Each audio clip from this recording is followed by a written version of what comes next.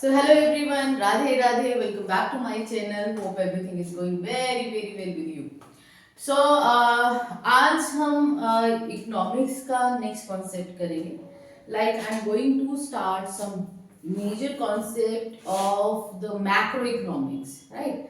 अभी macro economics करने के पीछे there is only one motive, क्योंकि like in CBSE board in grade 12 there is macroeconomics, and in Punjab board there is macroeconomics as well as microeconomics, right? So macroeconomics is common in all the boards, so I am going to proceed with this topic of macroeconomics today.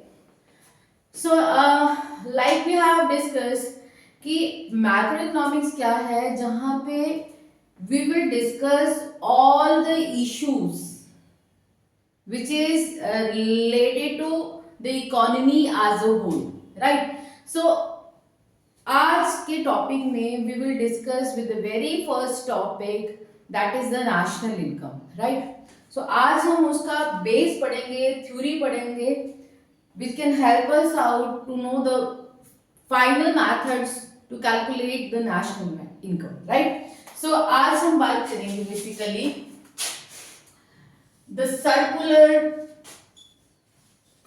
flow of income, right? Because we have discussed कि there are unlimited wants and recurring wants, है ना? एक खत्म होती है तो दूसरी start होती है, right?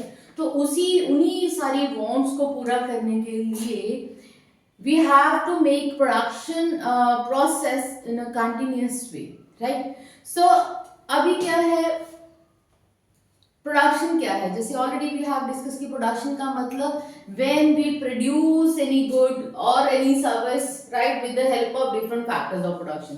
So factors of production से कि we have land, labour, capital and entrepreneur, right? So these are the factors of production. इन्हीं फैक्टर्स ऑफ प्रोडक्शन की हेल्प से एक प्रोड्यूसर जो है वो गुड्स और सर्विसेज को प्रोड्यूस करता है. तो अभी ये फैक्टर्स ऑफ प्रोडक्शन प्रोड्यूसर कहाँ से अक्यूमुलेट करता है, कहाँ से ऑर्गेनाइज करता है? तो डेफिनेटली चाहे आप लैंड की बात करो, लेबर की बात करो, कैपिटल की बात करो या entrepreneur, they all belongs to the household sector, right? For example, I am working as a teacher, right? So at one time I'm household also, at another time I'm producer also, right? How I am a household? When I purchase something for my family with my income, at that time I'm a household, right? Abhi I'm providing my services, I'm producing the intellectual stuff like you, at that time I am a producer. तो ये जो सारे you can say that factors of production है, it comes from the household sector. तो सबसे पहली चीज कि जो प्रोड्यूसर है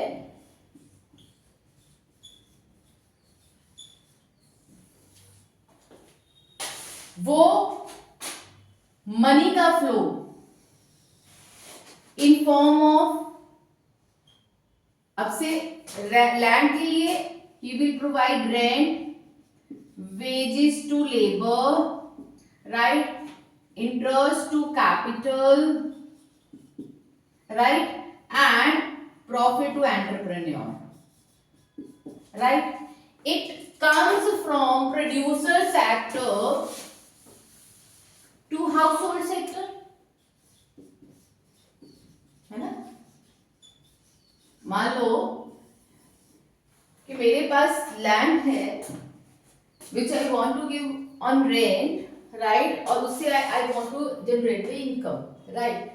The very first phase, when producer helps the household, right, to accumulate the different factors of production for producing something, and in return, उसके return में producer household को क्या देगा?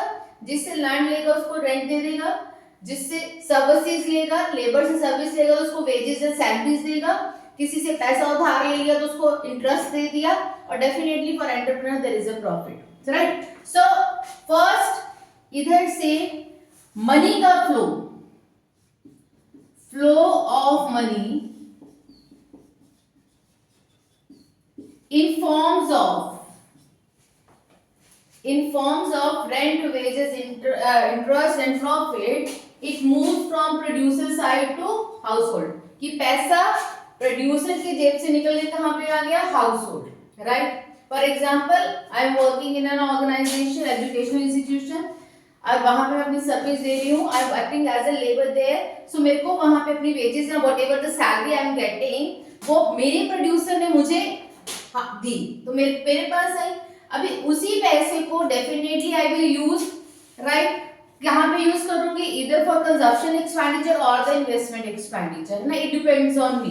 तो पहली चीज यहां से पैसा प्रोड्यूसर से हाउस होल्ड को चला गया. अब सेकेंडली वॉट एवर द पैसा the household are getting, अब मैंने बताया in the way of consumption expenditure. Consumption expenditure क्या है कि when you spend some money, right, to purchase any goods and services for your self consumption, for your self interest, that is the consumption expenditure. अब household के पास पैसा आ गया, मान लो कि मेरी सैलरी मेरे पास आ गई, उससे जाके मैंने घर की ग्रोसरी खरीदी. अब ग्रोसरी खरीदी, ग्रोसरी का पैसा कहाँ पे जाएगा, नेचुरली प्रोड्यूसर के पास. So it moves from household sector to producer sector in way of consumption expenditure. So this is also the flow of money.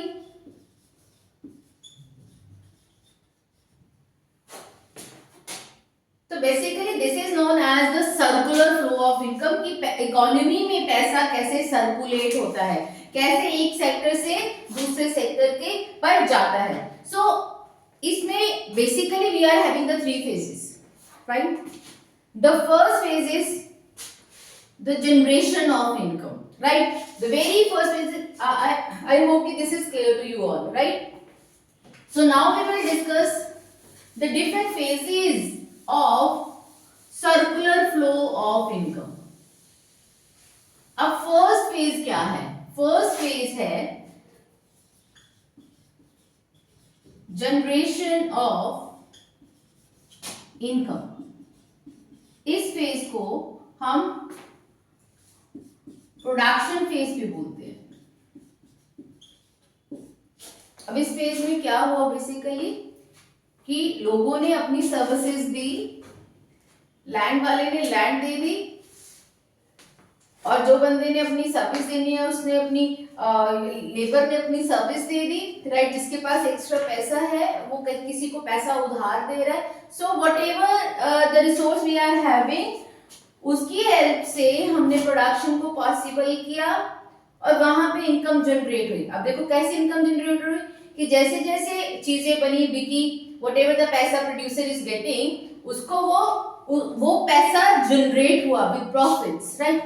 अब whatever the total money the producer is having, है ना, अब generation हो गया पैसे का. कैसे पैसे का जनरेट हुआ कि पहले सारे फैक्टर्स ऑफ प्रोडक्शन की हेल्प से प्रोडक्शन हुई, अब उन गुड्स और सर्विसेज को सेल आउट करके पैसा कमाया गया. That is a generation of money.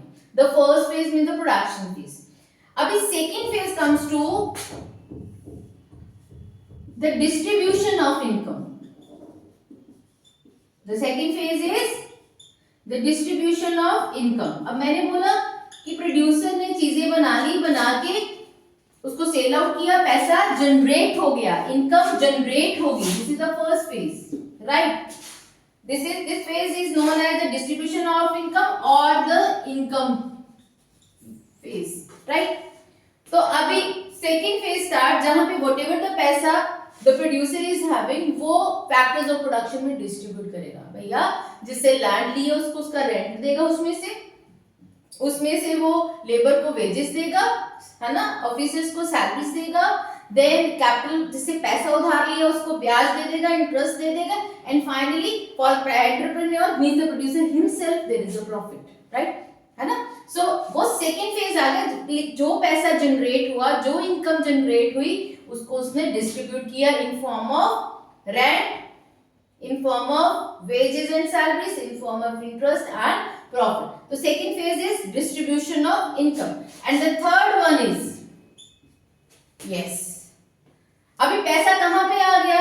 पहले प्रोड्यूसर ने पैसा जनरेट किया, फिर डिस्ट्रीब्यूट किया, पैसा फाइनली हाउस होल्ड के पास आ गया जी, है ना। लाइक मैंने अपनी एग्जांपल दी कि मैं एक इंस्टीट्यूट में काम कर रही हूँ, तो I am a labour there, I am a employ there, right, I am the factor of production. तो व्हाटएवर द सर्विसेज मैंने दी, उससे प्रोड्यूसर के पास जो इनकम जनरेट हुई, और वो फाइनली एंड में it will be distributed amongst all the factors of production. The second phase start, right? Distribution हो गया, अब पैसा मेरे पास आ गया, मींस हाउस होल्ड सेक्टर के पास आ गया इन फॉर्म ऑफ फैक्टर पेमेंट्स, ठीक है जी। पैसा हाउस होल्ड के पास आ गया, मेरी सैलरी मेरे पास आ गई। अब उस सैलरी को definitely I will use that salary for my self interest, either I will go for consumption expenditure or the investment expenditure, that is the salary distribution. So we will talk about the third one कि जब मैंने मेरे पास जो salary आई उससे मैंने अपने बच्चे की स्कूल की फीस दे दी, राइट, मैंने घर के लिए ग्रोसरी ले ली, whatever the requirement is there at my home, मैंने उससे उसको पूरा किया। सो जो खर्चा हम अपने सेल्फ इंटरेस्ट के लिए, सेल्फ कंजप्शन के लिए करते हैं, उसको बोलते हैं consumption expenditure. So third phase is known as the expenditure phase, and this is also known as the disposition phase.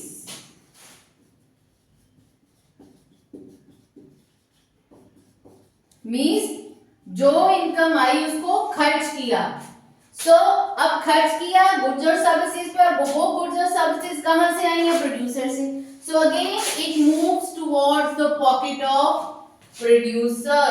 So this circle will go on at a stretch, so which is known as the circular flow of income.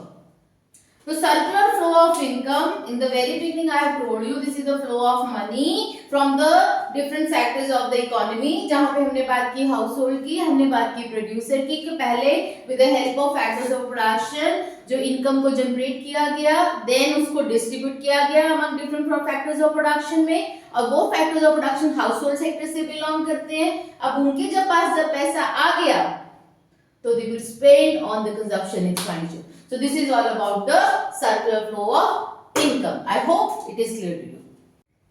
So in the previous concept we have discussed about the flow of money from household to producer sector.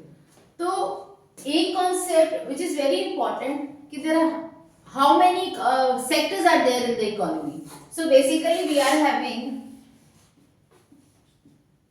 the four sectors of economy. The very first is the household sector, right?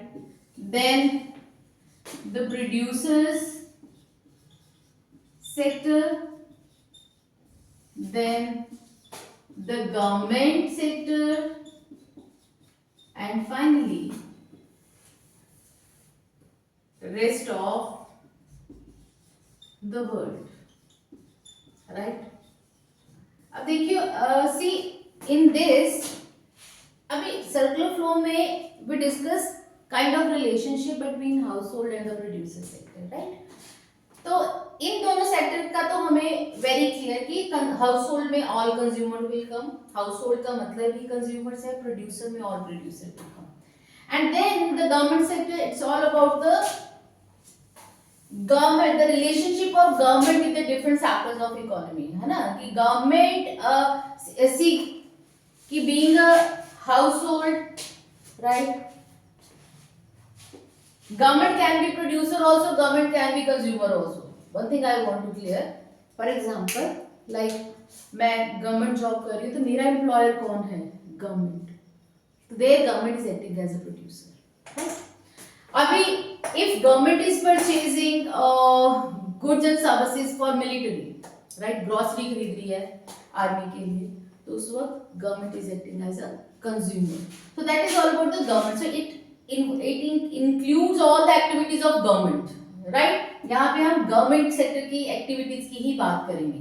And when we talk about the rest of world, it's all about the relationship of one country with the rest of the world, right? तो इसमें वो सारी activities आ जाएंगी जो हमारी country को की दूसरी कंट्रीज के मतलब और बाकी कंट्रीज के साथ जो भी एक्टिविटीज होंगी वो इस कैटेगरी में आ जाएंगे. So these are the four sector of economy: household, producer sector, government sector, and the rest of world, right? So hope this is clear to you, the sectors of economy. So next concept what we are going to discuss, which is very important, that is, what do you mean by stock, right? See, now we are discussing economics, तो हमारा point of view वो होना चाहिए, right? एक economist का point of view होना चाहिए कि in macroeconomics when we discuss this concept stock, it includes all those variables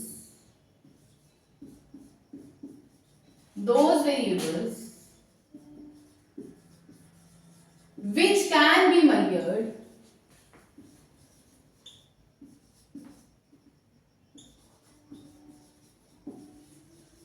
on a particular time, right? So here we can take the example, बड़ी छोटी सी example हम इसमें लेंगे. For example, आज के दिन means today is it's Feb 4th, मेरे घर में 2 kg शुगर पड़ी है. अब ये शुगर कब है? On Feb 4th 2026, right? So this concept is known as the stock of sugar at my home on this day is a stock concept, right? Or we can take another example, the bank balance on Feb 4th 2026. So means वो सारी concept, वो सारी चीजें जिनको एक हम particular time पे major कर सकते हैं, that is the stock concept, right? So the next concept we will discuss about the flow. A flow includes those variables which can be measured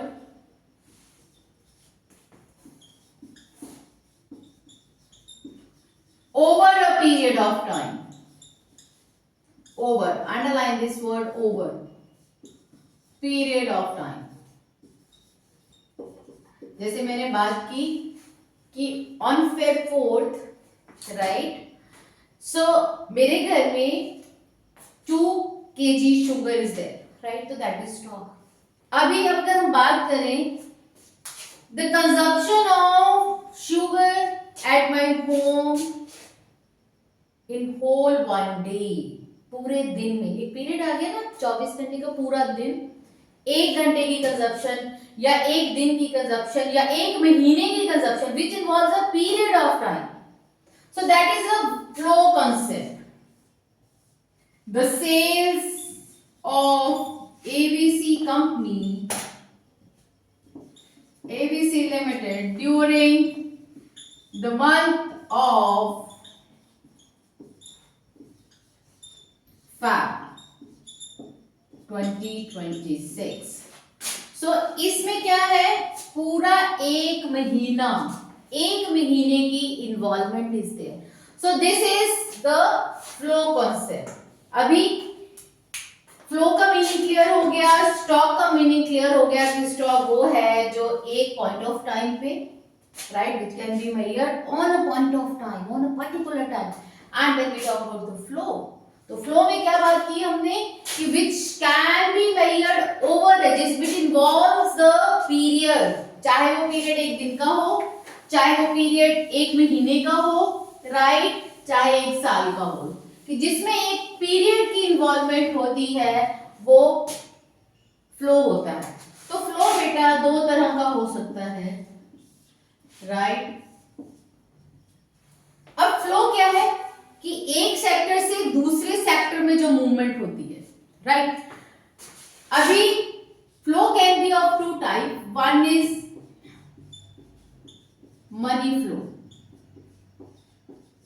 means flow of money from one sector to another sector, right, है ना। जैसे हमने recently बात की थी circular phase में कि flow of money from household to producer sector या producer to household sector in form of rent, wages, interest and all that, तो वो था मनी फ्लो, राइट। सेकेंड आ गया रियल फ्लो। अब यहां पे money flow means transaction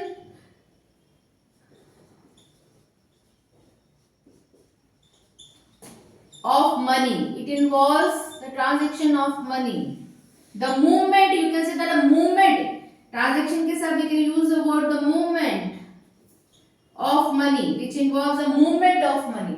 And when we talk about the real flow, it is the flow of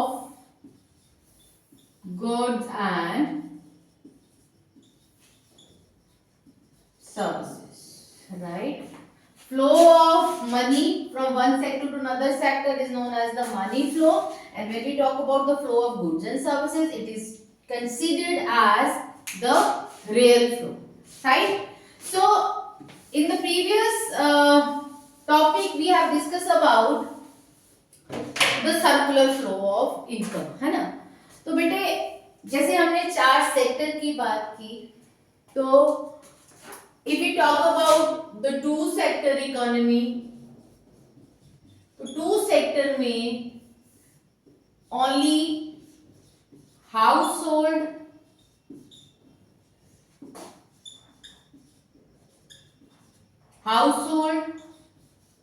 sector and the producer sector, ठीक है। अब इसमें we will discuss the relationship of these 2 sector, कि इनका इस सेक्टर के साथ इन दोनों का आपस में क्या रिलेशनशिप रहता है, राइट। तो हमने जैसे पहले ही बात की कि house hold provide land, labour, capital,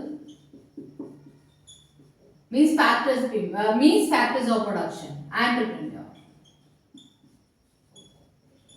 to producer sector, right।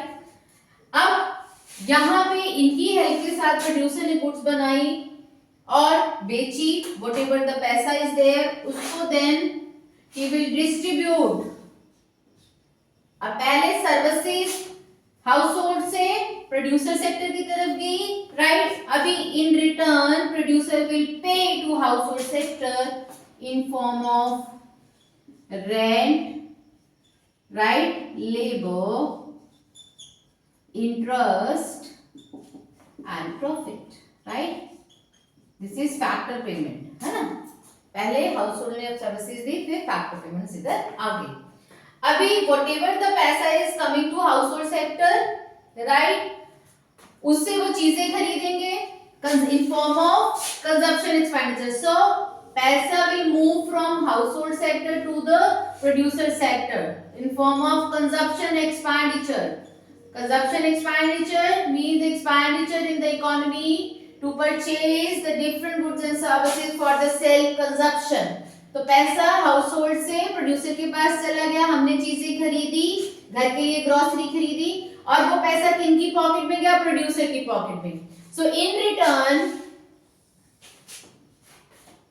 Producer पैसा गया ना, पेमेंट गई चीजें खरीदने के लिए। अब चीजें किधर मूव हो रही हैं, हाउस होल्ड सेक्टर की तरफ, राइट।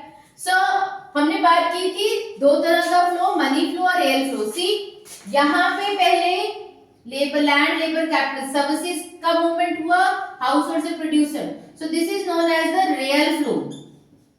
रियल फ्लो हुआ यहाँ पे from household to producer, और in return in form of rent factor payment comes from the producer to household, so this is known as the money flow, right? अभी consumption expenditure के form में पैसा house hold से producer के पास गया, means the money flow,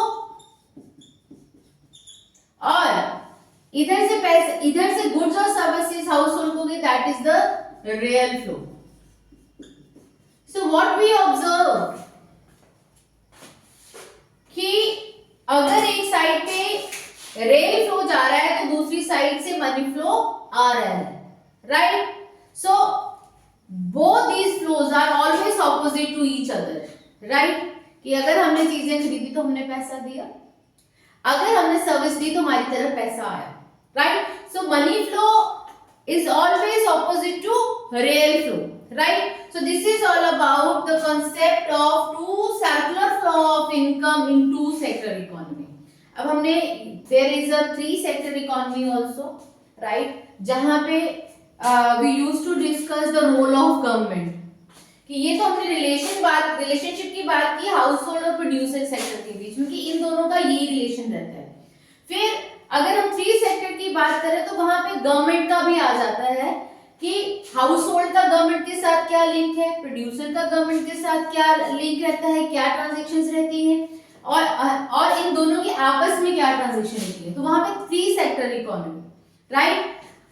अब four sector economy में external sector, जिसको हमने रेस्ट ऑफ वर्ल्ड बोला, वो भी आ जाएगा। अब एक्सटर्नल सेक्टर में क्या होता है कि हाउस होल्ड, देखो जी हम यहाँ पे बैठे हैं, हम बाहर की कंट्री से चीजें मंगवा सकते हैं, तो that is all about the direct expenditure by the household to rest of the world, कि हमने बाहर से चीजें खरीदी, राइट? सो हाउस होल्ड का क्या रिलेशन रहता है एक्सटर्नल सेक्टर से, प्रोड्यूसर का क्या रिलेशन रहता है एक्सटर्नल सेक्टर से, गवर्नमेंट का क्या रिलेशन रहता है, तो वहां पे फोर सेक्टर इकोनॉमी आ जाती है, तो which is not in your syllabus. So in your syllabus only two sector of economy, but आपने अपनी सोच को थोड़ा सा वास्ट रखना है।